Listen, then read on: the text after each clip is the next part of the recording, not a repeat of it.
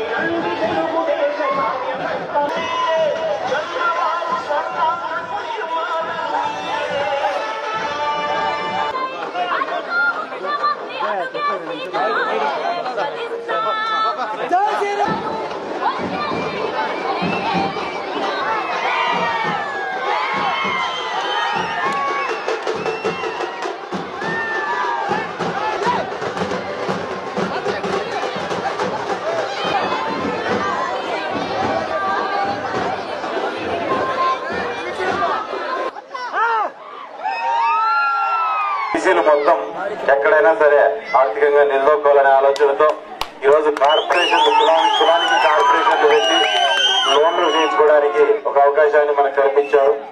దాంట్లోనూ ఈరోజు గొర్రెల కాపర్లు కూడా మనకు ఎక్కువగా ఉంటారు కాబట్టి వాళ్ళందరికీ కూడా గొర్రెలన్నిటికీ ఇన్సూరెన్స్ ఫ్రీ ఇన్సూరెన్స్ ఉండేటట్టుగా మన హైవే ఉంది. హైవే మీద గొర్రెలు పోతే ఇవి లారీలు కొట్టేసిపోతుంటాయి. లేకుంటే ఆడన్నా మనము నీళ్లు ఆడన్నా తోటలే వేడిసినప్పుడు ఏదైనా మందు కొట్టి నీళ్ళు తింటే పక్కగా మందు పోయిండే నీళ్లు తాగిందంటే మళ్ళీ అది చనిపోతుంట. ఈ రకంగా ఉండి చాలా మందికి కూడా ఇబ్బందులు పడే పరిస్థితి. దాన్ని కూడా చంద్రబాబు నాయుడు గారు గమనించుకొని మనకు ఫ్రీ ఇన్సూరెన్స్ పెట్టి ఎక్కడే కానీ మనం ఇబ్బంది పడుకోకుండా ముందుకు తీసుకెళ్ళడానికి ప్రయత్నం చేస్తున్నారు. దాంట్లోనూ ముఖ్యంగా ఈరోజు ఎందుకు బీసీలకి ఇన్ని కార్పొరేషన్లు పెట్టి అన్ని పెట్టి నడుపుతున్నారంటే కొన్నేళ్లుగా పార్టీ పెట్టినప్పటి నుంచి 83 నుంచి పార్టీకి పట్టుకొమ్మల్లా బీసీలు నిలబడి పార్టీని ముందుకు నడిపిస్తూ వస్తున్నారు కాబట్టి ఖచ్చితంగా వాళ్ళందరూ రుణం తీర్చుకోవాలని చెప్పి ఈరోజు చంద్రబాబు నాయుడు ఇటువంటి బ్రహ్మాండమైన పథకాలు ఎవరిని తక్కువ చేయకోకుండా ప్రతి కులానికి ఉపయోగపడేటట్టుగా గవర్నమెంట్ ఈరోజు కార్పొరేషన్లని ఫెడరేషన్లని అన్ని పెట్టి మొత్తం అంతా తీసుకొస్తున్నారు. మరి దాంతో పాటు ఈరోజు డైరెక్టర్లను కావచ్చు చైర్మన్లను పెట్టి బీసీ నాయకులందరినీ కూడా అభివృద్ధిలోకి రాజకీయ అభివృద్ధిలోకి ఆయన తీసుకొస్తున్నారంటే ఒక్కసారి మన మీద ఎంత చదువుతుందనే విషయాన్ని మనం ముఖ్యంగా మనం ఆలోచన చేసుకోవాలా. అయిపోతేనే ఆ రోడ్డు, రెండోది మనకు వాటర్ ట్యాంక్ కూడా డ్యామేజ్ లో ఉంది. వాటర్ ట్యాంక్ కూడా ఎట్టి పరిస్థితుల్లో కట్టిస్తామని ఈరోజు ముఖ్యంగా మనకు పైప్ లైన్ కూడా జరుగుతుంది. గ్రామంలో ఎటువంటి నీటి సమస్యలు లేకున్నట్టుగా ఈరోజు పైప్ లైన్ కూడా రెడీ అయిపోతే మొత్తం ఈ పక్కన మన 3 మండలాలకి టీఏపీఆర్ నీళ్లు వస్తున్నాయి. దాన్ని ఇంటింటికి కుళాయిలాగా మనం చేయాలని చెప్పి దాని గురించి ప్రయత్నం చేయడం జరిగింది. ఆ టెండర్ కూడా అయిపోయింది. 250 కోట్లతో టెండర్ అయిపోయింది. మొత్తం ప్రతి ఇంటికి కుళాయి వచ్చేటట్టుగా ఆల్రెడీ చంద్రబాబు నాయుడు గారిని అడగడం జరిగింది. టెండర్ అయింది, శంకుస్థాపన అయింది. కానీ పని జరగడం ఒకటే ఉంది. 1.25 మంది 1.25 మాటలు మాట్లాడతారు. ఏది ఏమైనా ఖచ్చితంగా నీళ్లు మాత్రము, తాగునీరు మాత్రము ఎట్టి పరిస్థితుల్లో ఆ సమస్యను మనం క్లియర్ చేసుకుందాము. మంచి మెజార్టీని ఇచ్చి మీరంతా అమ్మను 2 సార్లు ఆదరించారో అదే రకంగా నన్ను కూడా అదే రకంగా మీరు ఆదరించి ఖచ్చితంగా ఒక మంచి మెజార్టీని ఇచ్చి మీరంతా నన్ను గెలిపిస్తారని చెప్పి మీలో ప్రతి ఒక్కరిని పేరు పేరున కోరుకుంటూ ఖచ్చితంగా వచ్చే నెల 11వ తారీఖున ఏప్రిల్ 11వ తారీఖున ఎమ్మెల్యే ఎలక్షన్లు ఉన్నాయి కాబట్టి మీరందరూ ఖచ్చితంగా సైకిల్ గుర్తుకి, మన గుర్తు సైకిల్ గుర్తు, మీరు ఖచ్చితంగా సైకిల్ గుర్తుకి ఓటు వేసి వేయించి నన్ను గెలిపిస్తారని చెప్పి కోరుకుంటూ ఈరోజు 2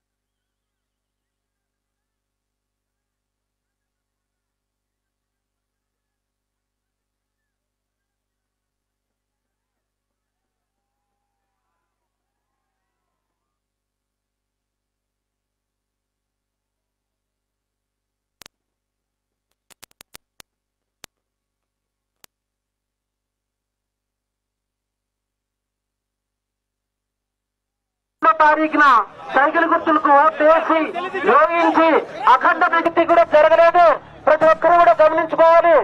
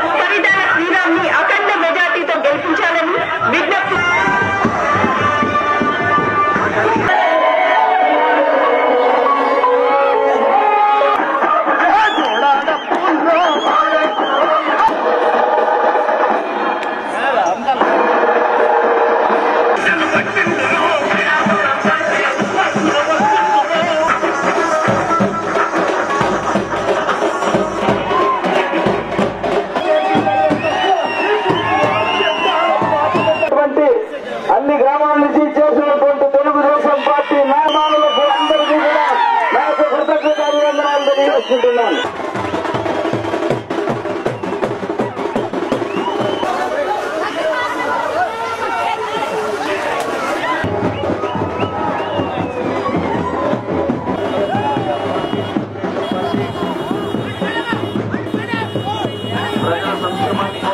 గ్రామాన్ని మళ్ళా చూడలే. దాని తర్వాత మళ్ళీ 3 సార్లు వచ్చినాం. మళ్ళీ పగలపూట వచ్చినాం. ఈ పొద్దు మళ్ళీ పగలపూట వస్తున్నా.